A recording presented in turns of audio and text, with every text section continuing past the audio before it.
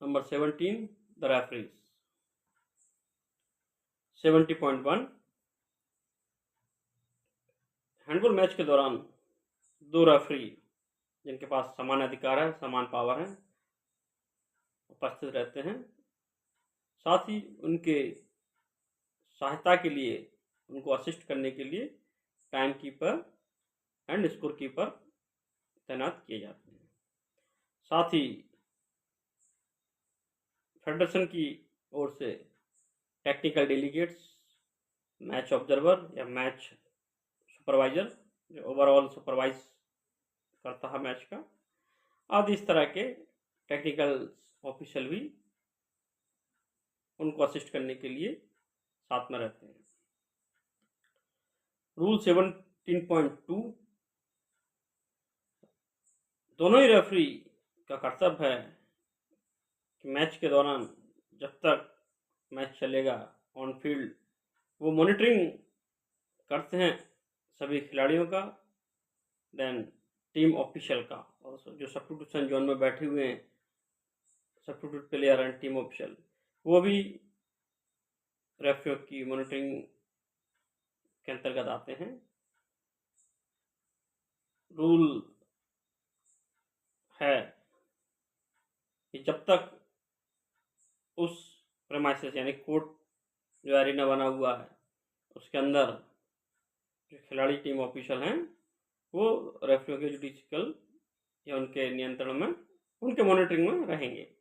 यदि किसी प्रकार का नियम उल्लंघन करते हैं या अनस्पोर्ट्समैन लाइक बिहेवियर करते हैं तो निश्चित ही उनको पनिशमेंट दिया जाता है।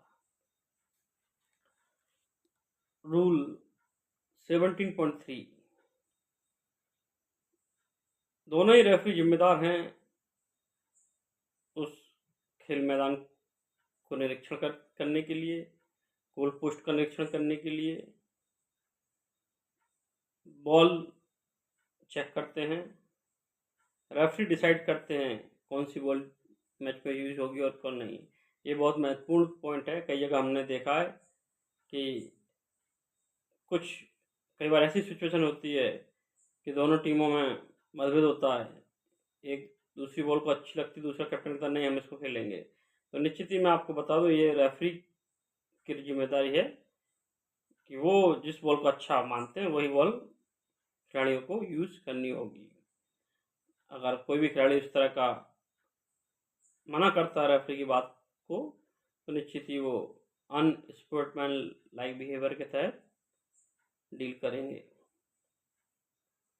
साथ ही सभी खिलाड़ियों की यूनिफॉर्म प्रॉपर किट में होना चाहिए।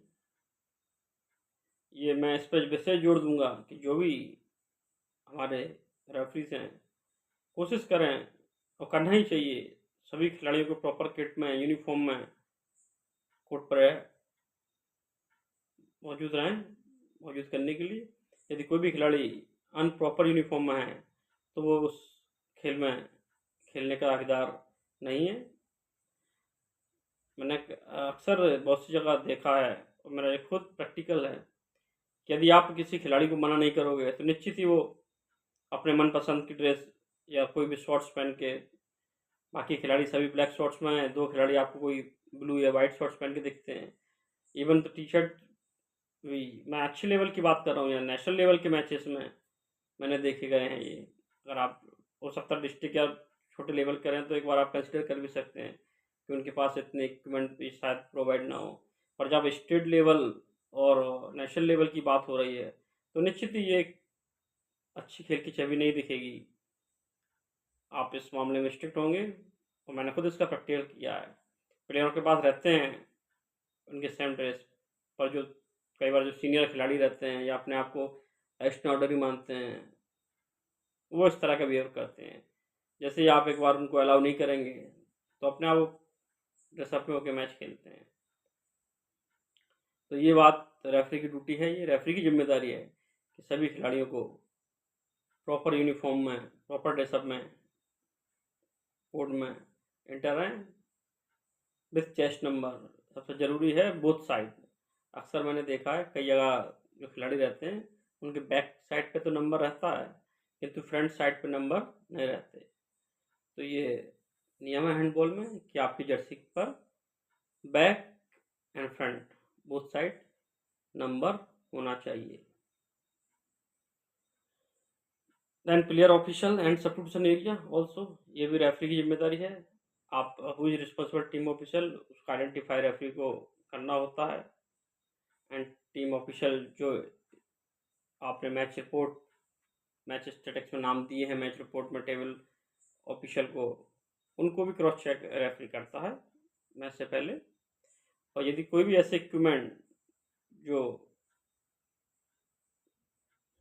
खेल के लिए नहीं है या इन पर डाउट है, तो रेफरी उनको टीम रिस्पॉन्सिबल टीम ऑफिशियल को बताता है कि आप इनको बदलें या सही करेक्शन कराएं। और यदि ऐसा कोई डाउट किसी ऑफिशियल या कोच या रिस्पॉन्सिबल के पास है, तो मैच शुरू होने से पहले वो रेफरी से डिस्कस कर सकता है।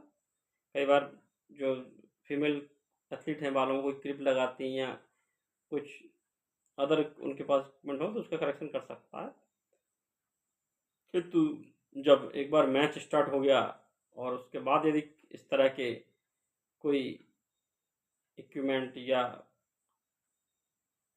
ऐसी कोई भी चीज़ें जो खेल में उपयोगी नहीं है खिलाड़ी के पास पाई जाती हैं, तो निश्चित ही उसकी जिम्मेदारी रिस्पॉन्सिबल टीम ऑफिशियल की रहती है। वो उसके लिए उसे दंडित किया जा सकता है। मैच स्टार्ट होने से पहले सभी जितनी भी ज़रूरत चीज़ें हैं वो रेफरी को चेक कर लेना चाहिए। यदि किसी चीज़ में कुछ कमी रहती है तो तब तक मैच स्टार्ट नहीं होगा जब तक वो करेक्ट नहीं होती। Rule number 17.4 the coin toss, कोई भी एक रेफरी दोनों में से जाके रिस्पॉन्सिबल टीम ऑफिशियल के साथ टॉस कर सकता। रिस्पॉन्सिबल टीम ऑफिशियल के बिहाफ पर team captain, other player, team official कोई भी जाके टॉस कर सकता है। हैंडबॉल में ये बिल्कुल भी कंपल्सरी रूल नहीं है कि टॉस सिर्फ टीम कैप्टन ही कराएंगे। हैंडबॉल में रिस्पॉन्सिबल टीम ऑफिशियल का सर्वप्रथम नाम आता। यदि रिस्पॉन्सिबल टीम ऑफिशियल व्यस्त है तो टीम कैप्टन भी जा सकता है उसके बिहाफ पे। यदि टीम कैप्टन और टीम वार्म कर रही तो उनके बिहाफ पे एनी अदर टीम ऑफिशियल जाके टॉस करा सकता है। और ये मैंने पहले भी वीडियो में बताया है कि ऐसा कोई ज़रूरी नहीं है कि आपको टॉस जाके कोर्ट के अंदर आप कराएंगे जाके। अक्सर हमने देखा है हमारे यहाँ लोकल कंट्रीज में कि टॉस के लिए टीम के प्लेयरों को कोर्ट के अंदर बीच कोर्ट में ले जाया जाता है, वहाँ टॉस कराते हैं। आप कहीं भी टॉस करा सकते हैं, कोशिश करें ऑफिशियल टेबल के पास ही कराएं तो ज़्यादा बेटर है। या फिर किसी भी एरिया में आप टॉस करा सकते हैं और कोई भी टॉस करा सकता है टीम के बिहाफ पे, रिस्पॉन्सिबल ऑफिशियल के बिहाफ पे। ये बहुत महत्वपूर्ण पॉइंट है। रूल नंबर 17.5, सैद्धांतिक तौर पर जब मैच शुरू हो जाता है तो स्वयं रेफरी प्लेयर उस मैच को संचालित करते हैं। उनकी जिम्मेदारी होती है कि गेम को नियमों का ध्यान रखते हुए नियमों के दायरे में संचालित करें और खिलाड़ियों या टीम ऑफिशियल यदि किसी नियम का उल्लंघन करते हैं तो उनको उसके लिए दंडित किया जाए। यदि किसी कंडीशन में ऐसा होता है कि दोनों में से कोई रेफरी किसी कारणवश उस मैच को समाप्त करने में असमर्थ है, तो वो एक रेफरी उस मैच को समाप्त कराएगा। इस नियम को लेकर IHFI ने, इंटरनेशनल हैंडबॉल फेडरेशन ने विशेष अधिभार दिया है कि इसमें फ्लेक्सिबिलिटी दी है इसको लेके कि आप इस जो लोकल फेडरेशन है या नेशनल की फेडरेशन है वो इसमें चेंज कर सकते हैं। परंतु आजकल जब नया अपडेशन में यह आया हुआ है कि एक रेफरी पेयर रिजर्व में उस मैच के लिए तैनात रहता है। अभी लास्ट वर्ल्ड चैम्पियनशिप में, ओलंपिक गेम में ये देखने में आया है बिल्कुल स्पष्ट रूप से कि एक रिजर्व रेफरी प्लेयर की ड्यूटी उस मैच के दौरान लगाई जाती है। यदि ऐसी कंडीशन बनती है कि मैच के दौरान कोई रेफरी किसी कारणवश उस मैच को फिनिश करने में असमर्थ है, तो उसकी जगह दूसरे रेफरी प्लेयर को मौका दिया जाता है। ये डिस्कशन का बात है। रूल नंबर 7.6, यदि दोनों रेफरियों की विसिल किसी एक इन्फ्रैक्शन के लिए बजती है, मतलब कोई भी इंटरप्ट हुआ या कोई भी फॉल्स हुआ है और दोनों रेफरियों ने विसिल बजाई है, पर किंतु दोनों के ओपिनियन अलग अलग हैं, अर्थात पनिशमेंट के लिए, मतलब एक जो कोर्ट रेफरी है उसने उस फाउल के लिए किसी पर्टिकुलर प्लेयर को येलो कार्ड शो किया, किंतु वहीं जो लाइन रेफरी है, गोल रेफरी, उसका मानना है कि नहीं, इसको 2 मिनट सस्पेंशन मिलना चाहिए। तो ऐसी कंडीशन में जो सस्पेंशन की सीवियरिटी है वो माना जाएगा, अर्थात उस प्लेयर को 2 मिनट सस्पेंशन दिया जाएगा। ये बिंदु है जब पनिशमेंट की बात की जाए। इसी तरह यदि जब ऐसी स्थिति होती है किसी इन्फ्रैक्शन के लिए विसिल बजी हो, बॉल आउट ऑफ प्ले गई या कोर्ट से बाहर है, खेल रुका हुआ, और दोनों ही रेफरियों के डिसीजन भिन्न भिन्न है, एक का डिसीजन फ्री थ्रो है और दूसरे का डिसीजन थ्रो इन है, तो ऐसी स्थिति में रेफरी को टाइम आउट देकर आपस में बात करनी चाहिए और उनका जॉइंट डिसीजन देना चाहिए। पर यदि उनके दोनों के जॉइंट डिसीजन देने में कोई समस्या आ रही हो, तो हमेशा जो कोर्ट रेफरी है उसका निर्णय अंतिम माना जाएगा। ये विशेष ध्यान में, जब भी कभी ऐसी स्थिति होती है तो रेफरी को टाइम आउट लेना अति आवश्यक है आपसे डिसीजन के लिए। Rule 17.8, both referee are responsible for the keeping the score also, timing also। इसी तरह 70.9 में दिया कि टाइमिंग की कंट्रोल भी रेफरी है। ये सब चीज़ें स्पष्ट रूप से रूल बुक में है, पर इसमें फेडरेशन के सहयोग, जो टेक्निकल डेलीगेट बिठाए जाते हैं, उन सबका सहयोग मिलता है। इसमें फेडरेशन को एक फ्लेक्सिबिलिटी दे रखी है। जैसे कि मैंने सब पहले ही बताया, रेफरी की ऑल ओवर रिस्पॉन्सिबिलिटी रहती है, उनका स्कोर शीट, टाइमिंग, ये सब चेक करें मैच से पहले और मैच के बाद भी। जैसे मैच खत्म होता है उसके बाद रेफरी की रिस्पॉन्सिबिलिटी है, बहुत रेफरी स्कोर शीट को पूरा चेक करते हैं, तो उसके बाद साइन करते हैं अपनी मैच रिपोर्ट में। Rule number 17.11 is important. Referee जो भी अपने डिसीजन देता है वो बेसिस ऑफ अपने ऑब्जर्वेशन और रूल्स के नियमों के अनुसार ही देता है। यदि कभी कुछ ऐसा डिसीजन हो जो नियम के अकॉर्डिंग नहीं है, तो उस पर रिस्पॉन्सिबल टीम ऑफिशियल रेफरी के साथ एड्रेस कर सकता है। अदरवाइज किसी भी टीम ऑफिशियल को रेफरी के डिसीजन पर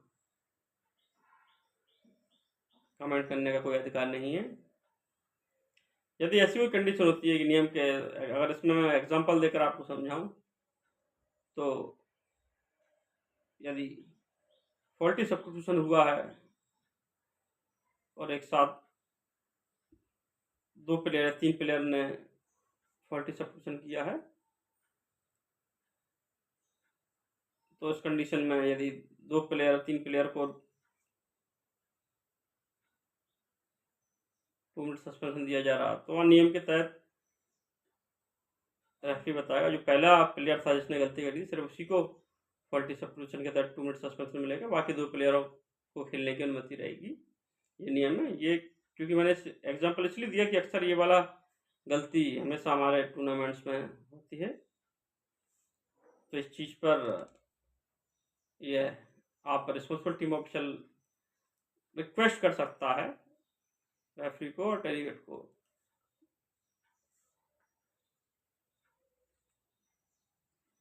17.12 रेफरी के पास किसी भी खेल को सस्पेंड करने और परमानेंटली खत्म करने का पूरा अधिकार है। यदि किसी कारणवश खेल में कुछ बाधा उत्पन्न हो रही है तो कुछ समय के लिए रेफरी सस्पेंड कर सकता है। सीधा साधारण है, यदि कुछ टेक्निकल चीज़ें खेल में हो रही हैं, सपोज अगर इंडोर की बात करें तो लाइट प्रॉब्लम्स कुछ है, तो रेफरी उस मैच को जब तक लाइट सही नहीं होती सस्पेंड रखेगा।